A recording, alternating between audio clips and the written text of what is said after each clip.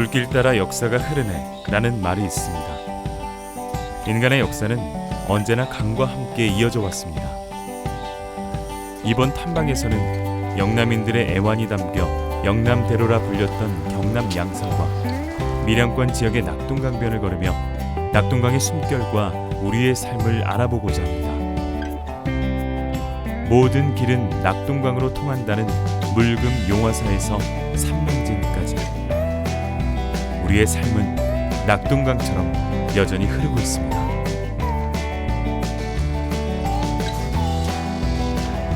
지난 시간에 공부했다시피 물금이 어떤 지역이라고 했죠? 물금. 말물자에 금알금자. 그렇죠. 금하지 마라. 어느 나라하고 교역하고 소통할 때 가야하고 신라가 낙동강을 사이에 두고 오른쪽은 신라, 왼쪽은 가야가 있으니까 두 고대 국가가 소통하고 교역하는 것을 금하지 마라. 그만큼 낙동강을 왔다 갔다 할 때 이 지점이 중요한 지점이었다는 거죠. 나루터에서 배를 타는 게 안전하지만 한 번씩 이 낙동강에 사는 용이 용트림을 하면은 배가 뒤집어지겠죠. 불안합니다. 그래서 산에 가면은 있는 게 성황당 들어보셨죠? 그러니까 이 강을 건널 때 그 왕래하는 사람들의 무사한 일을 기원하기 위해서 뭔가를 두어야 되는데 부처님을 뒀다라는 거죠. 저 안에 계시는 열애가 통일신라 시대 때 만들어진 열애입니다. 원래는 이 건넌 마을이 무슨 시입니까? 김해죠, 김해. 김해에 상동면에 있는 감노사라고 하는 절에 있던 것을 어떤 연유로 우리 자료집에 보면은 낙동강에 빠져 있는 것을 건져 올려가지고 여기에 그러니까 안치를 했다. 결국에는 저 부처님을 통해서 이 지점이 그러니까 낙동강 서쪽인 김해하고 낙동강 동쪽인 요 양산, 그러니까 가야와 신라의 교역의 중요한 지점이고 거기에 마음을 편안하게 해줄 수 있는 안식처가 필요하겠죠. 그래서 부처님을 봉안했다라는 겁니다. 그래서 하여튼 오늘 우리가 보는 거는 낙동강도 보지만 가장 중요한 거는 영남대로라고 하는 우리 영남인들의 그 애환이 묻어져 있는 역사가 캐익해 있는 그런 길을 따라가겠습니다.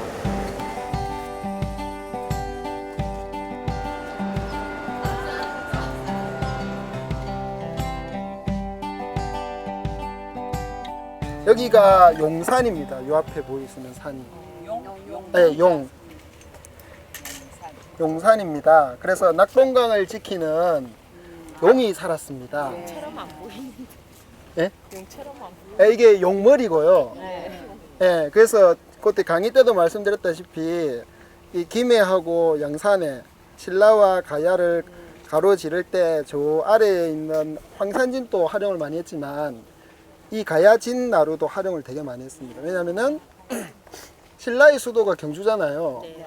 아까 우리 오다 보니까 이쪽에 베넷골 돼 있죠. 네. 그러니까 베넷골이 어디냐면은 청도하고 언양하고 딱 쌓이잖아요. 그래서 언양 바로 위에가 경주니까 신라 경주에 있는 신라가 서방하기 위해서는 낙동강을 건너야 되는데 가장 건널 수 있는 단거리가 이 베넷골이라는 거죠. 성남사도 아마 그런 어떤 불교 룩도 상에 있는 것 같아요. 그래서 이제 신라하고 가야를 오가는데 주요한 거점 중에 하나였습니다. 근데 여기 보니까 이제 용을 담지 않았나요? 하여튼 그 사람들이 왔을 때 용산이라고 해서 여기가 용머리고 저 뒤쪽이 용골인데 원래 이 앞에 있는 이 도로가 신대구 부산 고속도로라는 거죠. 원래 계획은 저기서 이렇게 용머리 쪽으로 탁 해서 하려고 했는데 주역 주민들이 반대를 많이 해가지고 2년 동안 쌓아가지고 용머리에 터널을 뚫을 수 없으니까 용꼬리 쪽으로 해서 안쪽으로 좀 들어가 있죠. 이 아래가 낙동강에서 가장 깊은 27m랍니다. 여기에 27m. 그래 깊답니다.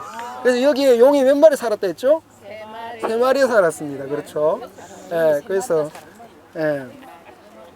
남편 용, 황용 1마리 하고 그렇죠. 정실부인 용하고 첩하고 2마리가 살았는데 여기입니다. 여기. 그래서 왔다 갔다 건너다니는데 배가 자꾸 뒤집어지는 거죠. 왜 그런노 하니까 여기 있는 철로가 이야기를 들어보니까 어떻게 했다는 거죠. 하여튼 여기 첩하고 그렇죠. 그러니까 남편 용하고 너무 사랑을 해가지고 정실 부인이 질투를 한 거죠. 그래서 이제 여기에 서울에 가는 여기 조씨라는 사람한테 시켜가지고 내가 이렇게 해서 갈세를 받으니까 죽여달라 했는데 잘못 찔러가지고 첩을 못 죽이고 남편 용을 죽인 거죠. 그래서 억울한 죽음을 당해가지고 이 용들이 여기 3번시에 용트림을 하면은 난파도 되고 여기 질병도 생긴다는 거죠. 그러니까 이 용당 마을, 여기 용당 마을이거든요. 용당리에 마을에 무슨 일이 있다든가 곡식이 잘 안 된다든가 질병이 돈다든가 가는데 자주 빠진다라고 하면은 용의 원혼이 떠돌다가 위로를 받지 못해서 우리 마을을 괴롭히는 갑다라고 해서 1년에 한 번 지내는 제가 용신제라는 겁니다. 용신제. 여기죠. 이런 어떤 마을 수호신의 의미도 있고 국가에서 여기에 제를 지낼 때 향이라든가 충문을 하라고 돈을 내려주죠. 이 향축을 내린다고 하거든요. 그러니까 뭐 관리도 내려보내고 이런 국가적인 어떤 재난, 뭐 비가 안 온다든가 기구제를 지내고 또 여기 가야하고 신라가 싸울 때 전몰 장병들 있죠. 그 사람들도 억울하게 죽었겠죠. 그 사람들을 위해서 국가적으로 기구제라든가 제례를 지내던 공간이 이 가야 진사입니다.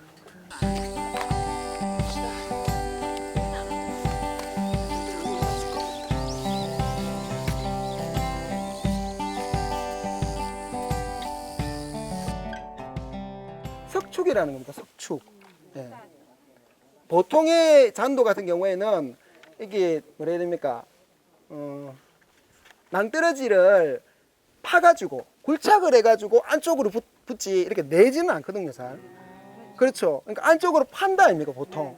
그러니까 이렇게 굴착을 해서 잔도를 뚫는 게 보통이라고 한다면은 이거는 내다 뭐 쌓아가지고 했는 조선 초기의 석축 이제 건축물이라는 의미에서 좀 의미가 있는 것 같아요. 오늘 저희가 뭐 낙동강이라든가 영남대로라든가 민초들의 애안이 담겨져 있다.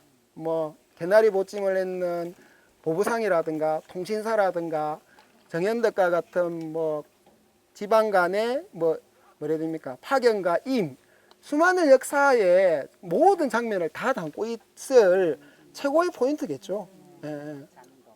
최고의 포인트입니다. 이 뭐 돌로 쌓는 게 어떤 의미가 있는가? 표면적으로 봤을 때는 그냥 지나갈 수 있는 거지만 우리가 알고 있는 역사 지식의 대부분이 이 길을 통해서 이어졌다고 볼 수 있겠죠. 아마 이 길을 상징하는 게 그런 거겠죠. 중국에서 만들어졌던 유교 문화라든가 고도의 그런 문화들이 일본으로 넘어가는 중추적 역할을 했는 딱 목구멍입니다. 여기가. 그런 의미에서 그러니까 자곤잔도가 가지고 있는 문화사적 의미도 한번 생각해 볼 수 있을 것 같아요.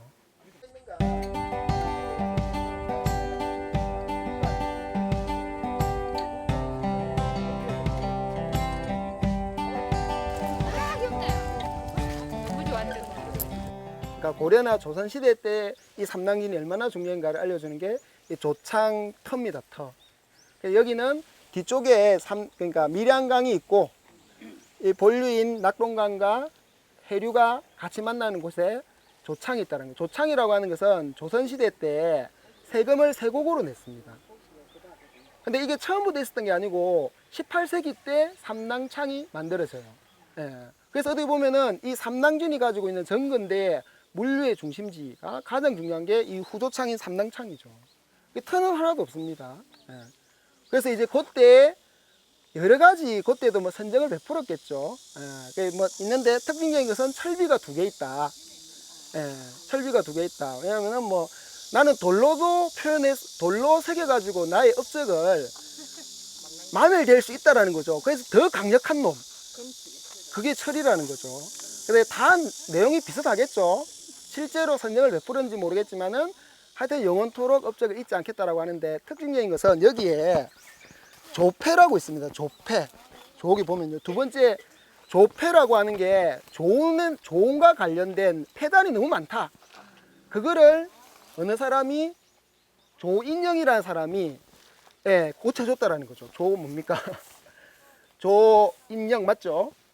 조패가 뭐냐면은 여기 있는 관리들하고 상인들이 결탁을 해가지고 배가 침몰되지 않았는데 침몰됐다 가지고 더 걷어들여요.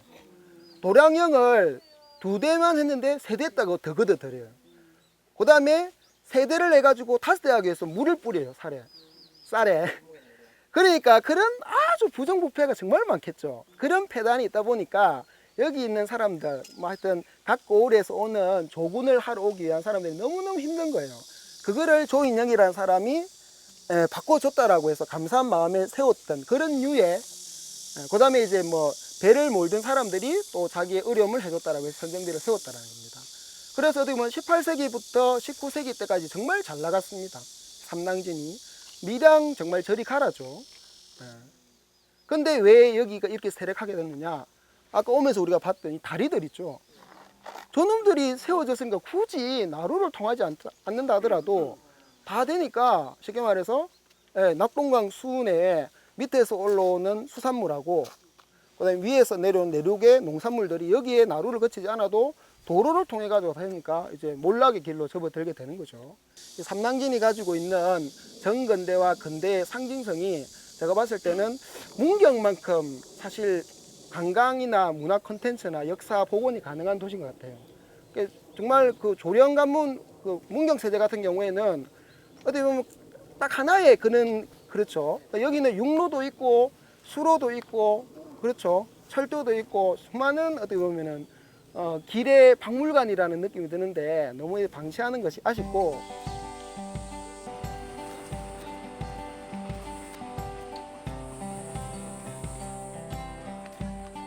이렇게 야외에 나와서 직접 탐방하면서 아이와 함께 이야기도 나누고 해서 오늘 참 즐겁고 의미 있었던 날인 것 같고요.